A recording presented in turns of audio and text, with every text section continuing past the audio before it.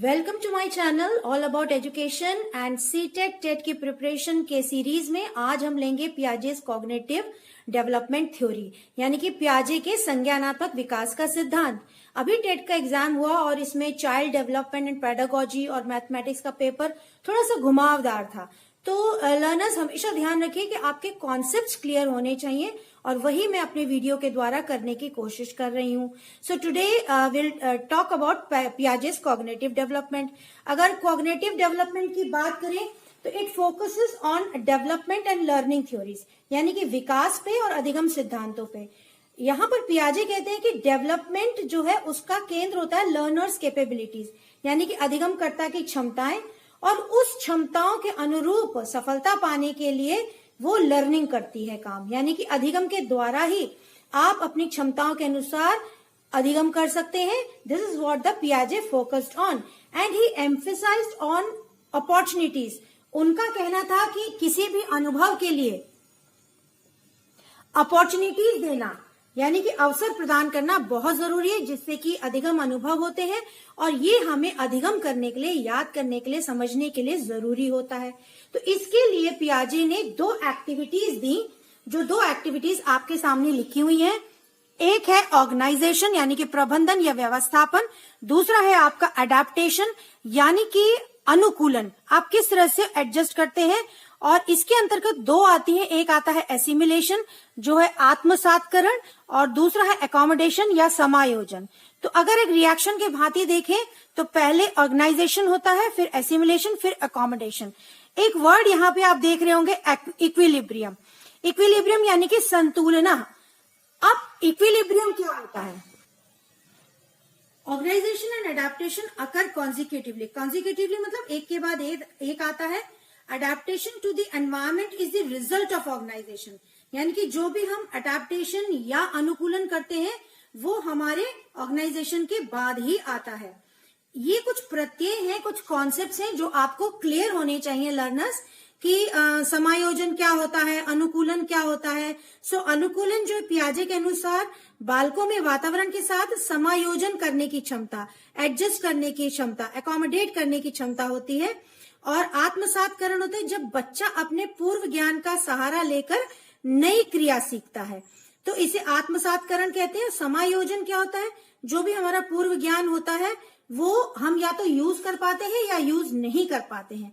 तो अगर व्यक्ति नया ज्ञान यूज करके एडजस्ट कर लेता है, नए ज्ञान को उसमें एडजस्ट कर लेता है पूर्व ज्ञान से, यानी कि प्रीवियस नॉलेज में मॉडिफिकेशन करके, चेंजेस करके, न्यू इंफॉर्मेशन, न्यू नॉलेज, नवीन ज्ञान को उसके अंदर एडजस्ट कर देता है, तो वही आपका एकोमोडेशन होता है और उसी के आधार पर इक्विलिब्रियम होता है या संतुलना होता है।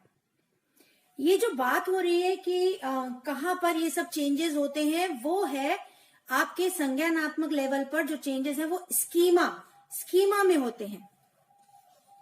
इसको हिंदी में भी स्कीमा कहेंगे। ये प्रत्यय है कि व्यवहारों को संग्रहित पैटर्न जिसे आसानी से दोहराया जा सके उसको स्कीमा कहते हैं। These are basic building block of intelligent behaviour.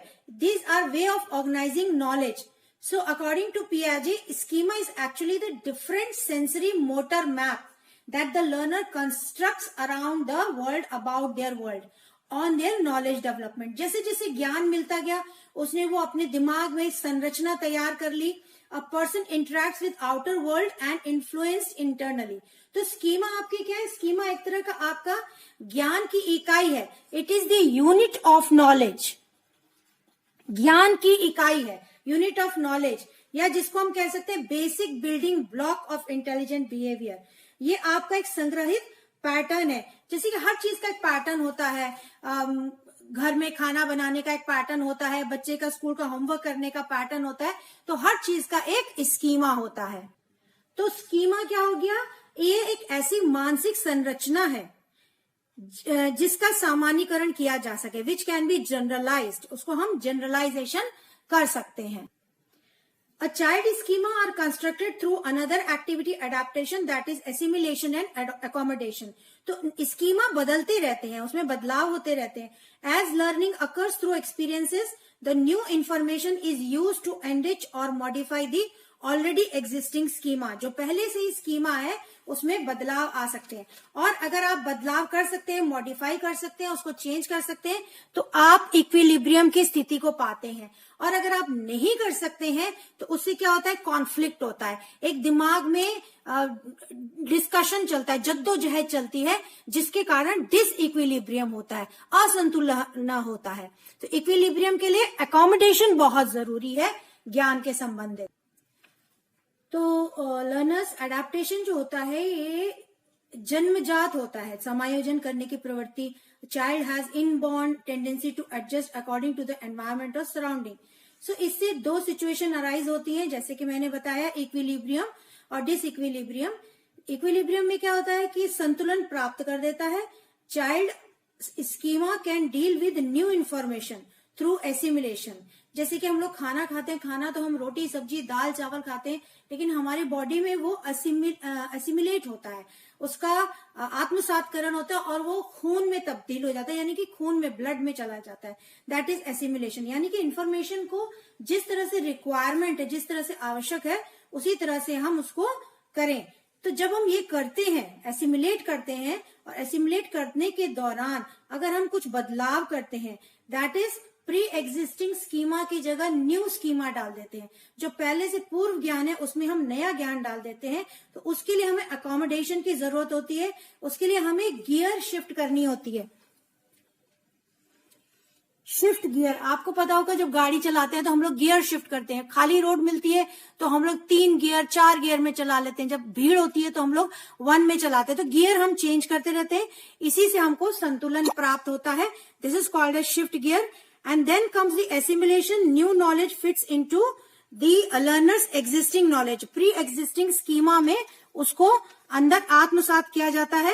और अगर उसमें कुछ बदलाव चाहिए, शिफ्ट गियर चाहिए, तो हमारा अकोमोडेशन होता है, तो हमको इक्विलिब्रियम मिलता है। अदरवाइज अगर हम नहीं करते हैं अकोमोडेशन या समायोजन नहीं करते हैं तो डिसइक्विलिब्रियम हो जाता है। Learner shifts gear arises when there is conflict और contradiction and the learner adjusts and modifies his or her cognitive structures to fit in new knowledge which may be different from the existing one. इसका बहुत अच्छा example mathematics में होता है। हम कुछ और पढ़ते हैं, जैसे कि एडिशन पढ़ते हैं, तो हमें पता है कि 5 + 3 जो है 8 होता है, लेकिन वहीं पे अगर आगे चलकर बच्चा बड़ा होता है तो 3 - 5 हो जाता है और हम कहते हैं ऐड करो। तो बच्चे को थोड़ा सा कंफ्यूजन होता है कि भाई ऐड करने पर तो 8 आना चाहिए था, लेकिन अब क्या आएगा, अब हो जाएगा -2। तो this is adjusting pre existing schema and the new knowledge into that pre existing schema. जो पहले से जानता था उसमें नई समायोजित करना। ये जो सारे कॉन्सेप्ट्स मैंने आपको बताए, उसी के आधार पर पियाजे ने 4 स्टेजेस ऑफ कॉग्निटिव डेवलपमेंट बताए। पियाजे के संज्ञानात्मक विकास की अवस्थाएं, सबसे पहला उन्होंने बताया था सेंसरी मोटर स्टेज, संवेदी पेशीय अवस्था, जो कि आपकी 0 to 2 years है, जिसको इन्फेंसी स्टेट भी कहते हैं। सेकेंड है प्राक संक्रियात्मक अवस्था, प्री ऑपरेशनल स्टेट, जो कि 2 से 7 वर्ष है। तीसरा उन्होंने बताया था कॉन्क्रीट ऑपरेशनल, 7 से 11 वर्ष, जिसको ठोस संक्रियात्मक कहते हैं। और चौथा उन्होंने बताया था फॉर्मल ऑपरेशनल, जो कि 11+ है, 11 से अबव, इसको औपचारिक संक्रियात्मक अवस्था भी कहते हैं। Let us understand these 4 stages of cognitive development given by Piaget. First is sensory motor, as I told you. इसको हम लोग संवेदी पेशीय भी कह सकते हैं, संवेदी प्राणोद अवस्था भी कह सकते हैं, संवेदी प्रेरक अवस्था भी कह सकते हैं, इंद्रिय जनित गामक अवस्था भी कहते हैं। इसका जो मेन फीचर्स है वो आपके सामने आप पढ़ सकते हैं, देख सकते हैं कि इसमें जो स्कीमा होता है वो बहुत सिंपल होता है, इट्स वेरी सिंपल। और ये चूंकि स्कीमा बहुत सिंपल होता है तो लर्निंग भी बहुत सिंपल लेवल की होती है। अगर हम 0 वर्ष यानी कि जन्म के समय देखें तो बेसिक जो उसका रिफ्लेक्स होता है, जैसे कि छोटा बच्चा जब पैदा होता है तो चूसता है, सक करने की उसकी रिफ्लेक्स होती है, जो कि धीरे धीरे सिंबॉलिक थॉट में अंतर हो जाती है, सिंबल्स यूज करने लगता है। तो जन्म से 30 दिन तक बच्चा सिर्फ प्रतिव्रत की क्रियाएं करता है, जैसे चूसना, लिक करना, सक करना। 1 से 4 महीने में बच्चा जो है इन क्रियाओं को दोहराता रहता है और फिर लेकिन कुछ नई क्रियाएं भी सीखना शुरू कर देता है। न्यू एक्टिविटीज आपको देखने को मिलती है। बच्चा वस्तुओं को उठाता है, घुमाता है, इधर उधर कहीं भी फेंकता है और उन क्रियाओं को बार बार करता है क्योंकि उसको वो करना अच्छा लगता है। तो इस तरह से वो इन क्रियाओं को दोहराता है। और जैसे जैसे वो 1 साल का होने लगता है, the child reaches the stage of सामान्यकरण यानी कि जनरलाइजेशन करने लगता है। इस स्टेज में थोड़ा सा लैंग्वेज यानी कि भाषा का इस्तेमाल करना है, क्योंकि वो सामाजिक प्राणी है, इसलिए धीरे धीरे सीखने लगता है। रिफ्लेक्स, जैसे मैंने बताया, उसके पहले रिफ्लेक्स होते हैं, फिर सिंबॉलिक थॉट्स होते हैं और 1 साल के बाद 1 से 1.5 साल तक वो ट्रायल एंड एरर से सीखता है, यानी कि वो बार बार प्रयास करता है और त्रुटि करता है, फिर उससे सीखता है। जैसे कि आग के पास अगर गलती से आग के पास हाथ चला गया या गर्म चीज छू ली तो उसको पता चल जाता है कि इससे जलते हैं, फिर आगे वो नहीं करता है।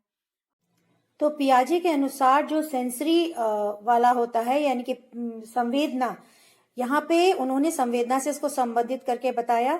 और intelligence is measured by memory, यानी कि आपको स्मरण से ही इंटेलिजेंस आती है। Child interacts physically with the environment, उसी हिसाब से उसको अनुभव प्राप्त होते हैं। नेक्स्ट हमारा आता है pre operational which is 2 to 7 years।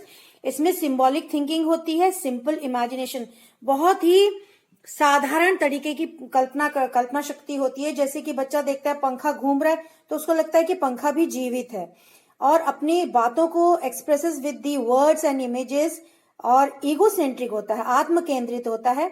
Intelligence intuitive होती है, यानी कि वो सोचता है कि जो मैं कह रहा हूं, जो मेरा इंट्यूशन है, जो मुझे समझ में आ रहा है, वही सबका सोचना है। ट्रांसडक्टिव थिंकिंग होती है, ना तो इंडक्टिव ना डिडक्टिव, ना आगमन ना निगमन, ट्रांसडक्टिव थिंकिंग। ये इंपॉर्टेंट पॉइंट है अगेन स्टूडेंट्स। फिर इंटेलिजेंस जो है वो यहाँ पर ऊपर मेमोरी से, और यहाँ पर भाषा वह जो आपके मोटर स्किल्स होते हैं यानी कि फिजिकल एक्टिविटीज जो होती है उसके आधार पर होती है। थर्ड आपका आता है कंक्रीट ऑपरेशनल स्टेज जो होती है, ये ठोस संक्रियात्मक होती है।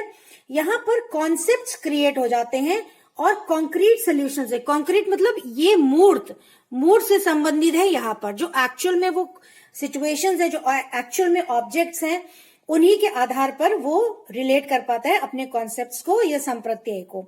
इसकी रीजनिंग लॉजिकल हो जाती है, but again it is based on concrete situation. Add कर सकता है, सब्ट्रैक्ट कर सकता है, वर्गीकरण क्लासिफाई कर सकता है। कंजर्वेशन एबिलिटी मतलब वो कंजर्व कर लेता है। जैसे सेब है, उसको पता है एप्पल रेड होता है, राउंड होता है, लेकिन अगर आप सेब को काट लेते हैं तब भी उसके दिमाग में बात बैठी है कि सेब कैसा होता है। इसको कंजर्वेशन एबिलिटी कहते हैं। चीजों को क्रम से लगा पाता है, सीरीज ऑर्डर में। और टाइम, स्पेस और क्वांटिटी, मात्रा का, समय का, सबका उसको ज्ञान रहता है। स्पेशल रीजनिंग जिसको हम कहते हैं कि इतने समय में इतने किया तो इतने समय में क्या कर लेंगे, तो उसको वो चीज क्लियर हो जाती है। अब आते हैं फॉर्मल औपचारिक संक्रियात्मक। इसमें 11 प्लस से लेकर अडल्टहुड यानी कि वयस्क तक। अब यहाँ पर डिडक्टिव रीजनिंग आ जाती है। डिडक्टिव यानी कि निगमन यानी कि जनरलाइजेशन होता है, सामान्यकरण होते हैं, उसके आधार पर वो आपको समझा सकता है, उदाहरण दे सकता है, एग्जाम्पल्स दे सकता है। इसका मतलब रीजनिंग और व्यापक हो जाती है, बहुत highest level of thinking stage हो जाती है, उच्च स्तरीय हो जाता है।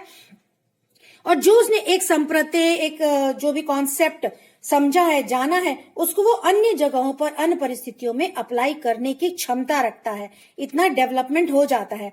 और उसको उन चीजों पर भी, यहाँ पे ये आपका मूर्त था और ये आपका अमूर्त है, यानी कि एब्स्ट्रैक्ट चीजों को भी वो कॉन्सेंट्रेट कर सकता है। He can concentrate on thoughts that have no existence, जो अभी उपस्थित भी नहीं, उस पर भी वो बात कर सकता है, अमूर्त पर। और एक बात जरूर ध्यान रखें लर्नर्स कि पियाजे का जो पॉइंट ऑफ व्यू था, जो सोचने का, विचारने का मकसद था या केंद्र था, वो था कंस्ट्रक्टिविज्म, यानी कि संरचनात्मकता या संरचनात्मकवाद का। वो इसको स्कूल को बिलोंग करते थे इस थ्योरी के परिप्रेक्ष्य में। तो आशा है आपको स्टेजेस समझ में आई होंगी, बहुत क्लियर हो गई होंगी। पहले कुछ संप्रत्यय हमने आपको बताए, जिसमें स्कीमा के बारे में बहुत इंपॉर्टेंट टॉपिक है। ये 4 स्टेजेस बहुत इंपॉर्टेंट है, ध्यान रखिए। चारों स्टेज में अलग अलग क्या क्रियाएं होती हैं, तो आपका पियाजे का कॉग्निटिव डेवलपमेंट तैयार हो जाएगा सीटेट और टेट के लिए। अगर अच्छा लगा हो तो लाइक और शेयर करें और सब्सक्राइब जरूर करें मेरे चैनल को। Thank you for watching.